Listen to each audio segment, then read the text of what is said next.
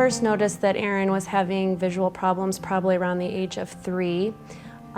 She had gone to an activity for kids in the park, and actually one of the college students that was working and reading them books came up to us and said, "Your daughter keeps coming up to us when all of the other kids aren't, and I don't think she can see the pictures in the book."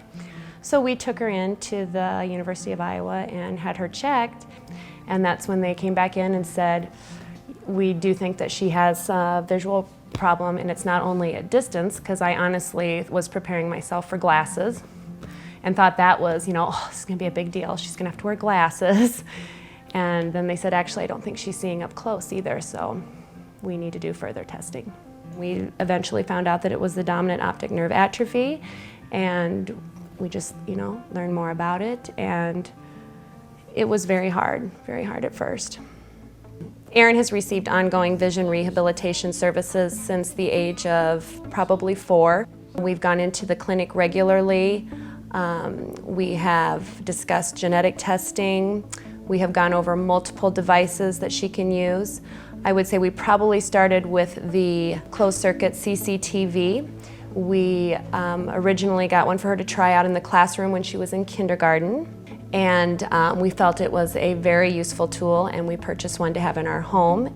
She then started using we call it her little CC or mini CC, handheld closed-circuit TV video magnifier.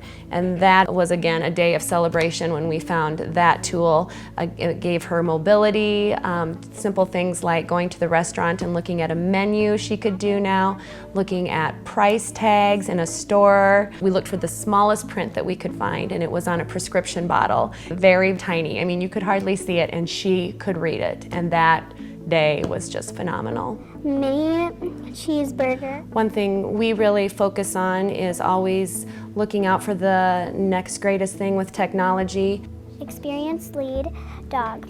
Well, I would say the iPad for sure has just been phenomenal. The first day she read in our car, she read in her room, she read on the couch, she read on the way to school, and she was also reading silently now to herself and looking things up on the internet. That has actually made the biggest difference, I would say, for us. Into the checkpoint. Look for the technology. It's there. It can be life-changing.